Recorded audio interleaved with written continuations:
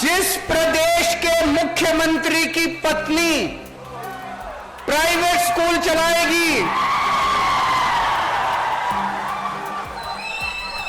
उस राज्य के अंदर गरीबों को शिक्षा नहीं मिल सकती। मैं आप लोगों को आमंत्रण देना चाहता हूं, आप लोग आइए, जब भी दिल्ली आए आप लोग।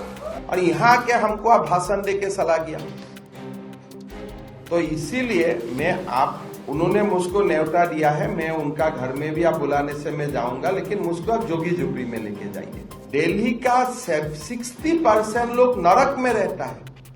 नमस्कार, आप देख रहे हैं दिल्ली तक। मैं हूं आपके साथ अनुराधा तंवर। दिल्ली के मुख्यमंत्री बनाम असम के मुख्यमंत्री अरविंद केजरीवाल बनाम हेमंत बिस्वा शर्मा। जी हां, दोनों ही मुख्यमंत्रियों के बीच वार पलटवार लगातार जारी है। आपको बता दें कि 2 अप्रैल को दिल्ली के मुख्यमंत्री अरविंद केजरीवाल ने असम के गुवाहाटी का दौरा किया था।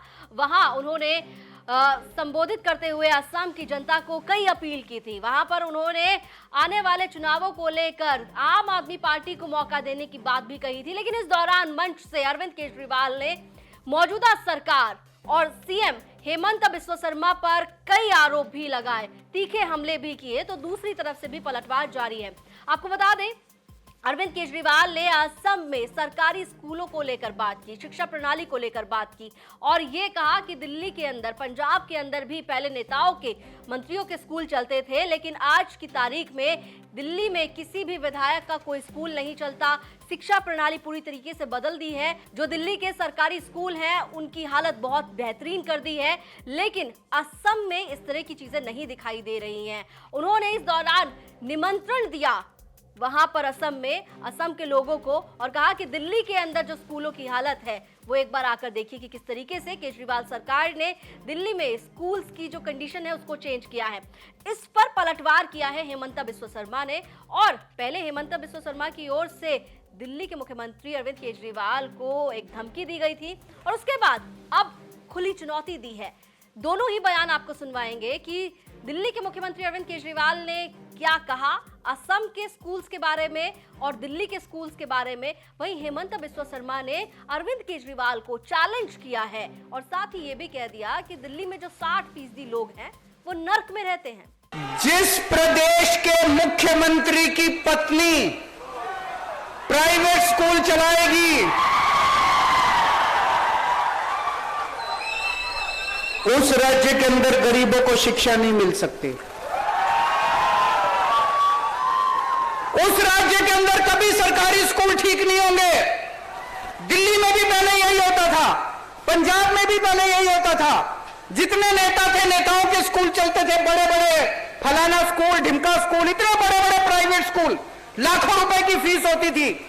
जानबूझ के इन पार्टियों ने, इन नेताओं ने सरकारी स्कूलों का बेड़ा गर्क कर दिया, सरकारी स्कूल बर्बाद कर दिए, ताकि हर आदमी मजबूरी में अपने बच्चों को प्राइवेट स्कूल में भेजना चालू करे।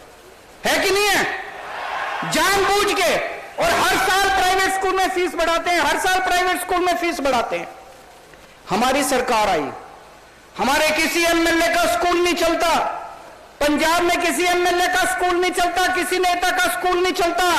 हमने सारे सरकारी स्कूल शानदार बना दिए दिल्ली के।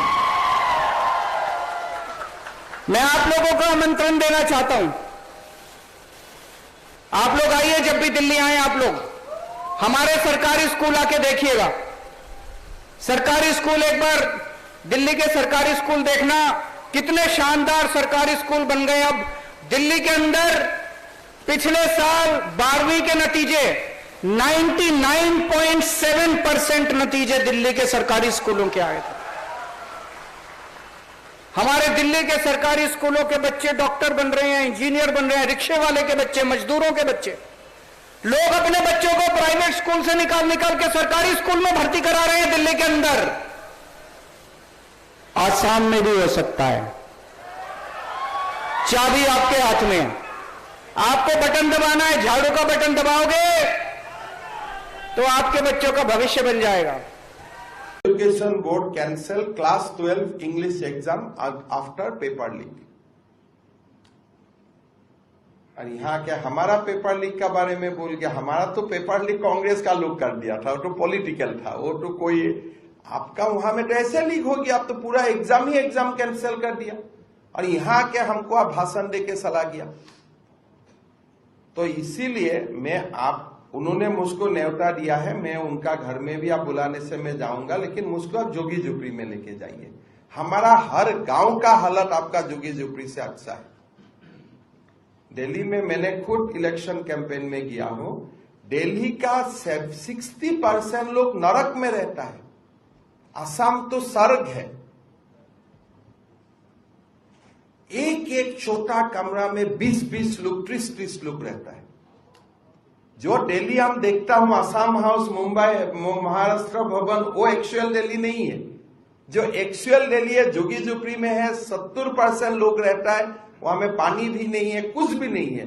ट्रांसफार्मर भी घर का सामने बड़ा बड़ा होकर लगता है। मैं तो जाके देखा, मैं बोला भाई कोई मर ना जाए सर। सो इसीलिए असम का 50 लोग उनका न्योता का अनुसार जाना चाहेगा दिल्ली, लेकिन हम वो जगह में जाऊंगा जो जगह हम जाना चाहता हूं। आप जो जगह में ले जाएगा वहां हम नहीं जाएगा।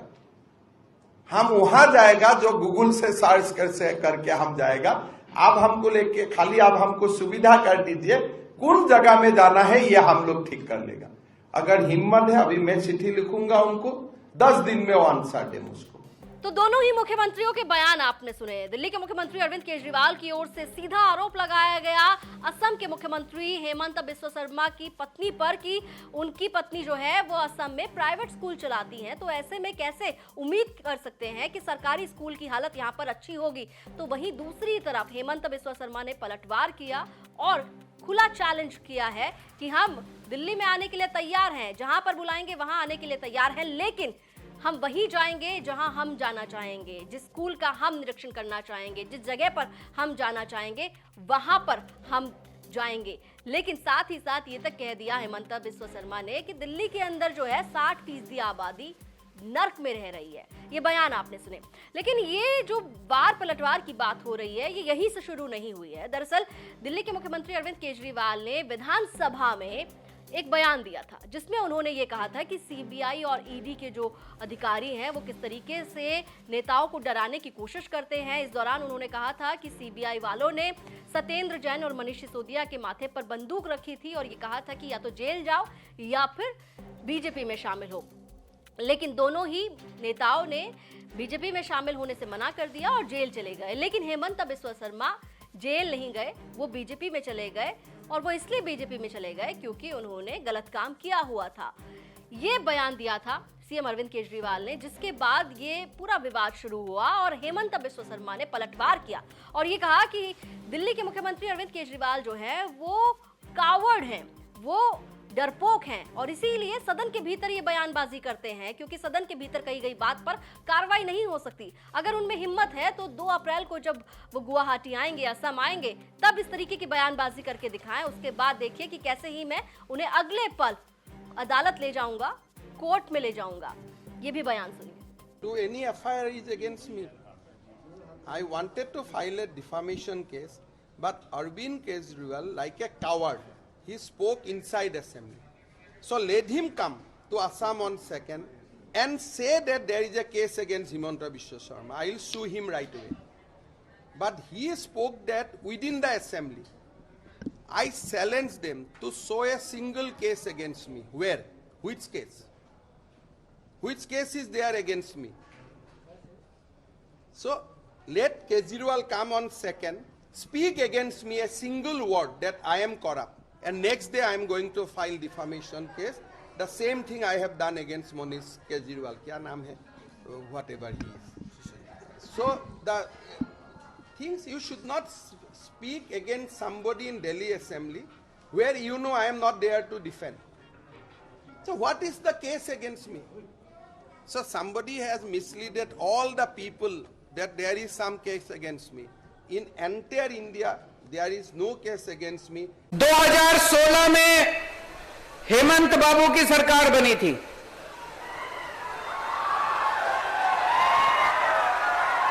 2015 में दिल्ली में मेरी सरकार बनी थी।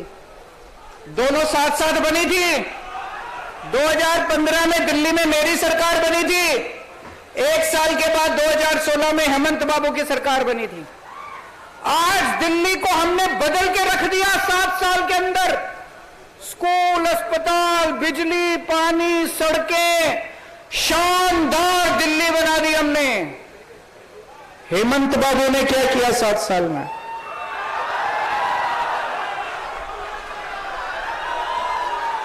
हेमंत बाबू ने कुछ नहीं किया, केवल गंदी राजनीति करी, गंदी पॉलिटिक्स की उन्होंने। अभी आज मेरे को आसाम आना था, 2 दिन से धमकी दे रहे हैं हेमंत बाबू टीवी चैनल के ऊपर। 2 दिन से धमकी दे रहे हैं, केजरीवाल आएगा मैं जेल में डाल दूंगा। ये क्या है यार? केजरीवाल आएगा मैं जेल में डाल दूंगा, मैं पुलिस से पकड़वाऊंगा केजरीवाल को। अरे मैं कोई आतंकवादी हूं?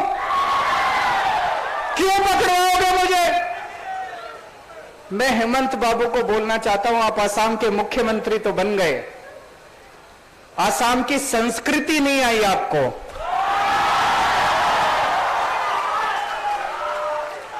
आसाम के लोग बहुत अच्छे हैं, आसाम के लोग बहुत प्यारे हैं, आसाम के लोग अपने अतिथि का स्वागत करते हैं।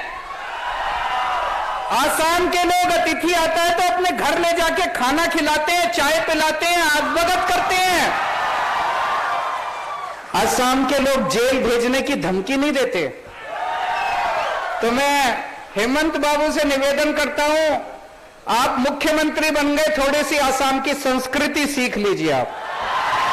तो वार पलटवार का जो सिलसिला है दिल्ली के मुख्यमंत्री अरविंद केजरीवाल और असम के मुख्यमंत्री हेमंत बिस्वा शर्मा के बीच लगातार आगे बढ़ रहा है। अब देखना होगा कि हेमंत बिस्वा शर्मा की इस खुली चुनौती को, इस खुले चैलेंज पर किस तरीके से दिल्ली के मुख्यमंत्री अरविंद केजरीवाल रिस्पॉन्ड करते हैं। दिल्ली से जुड़ी तमाम खबरों के लिए आप देखते रहिए दिल्ली तक।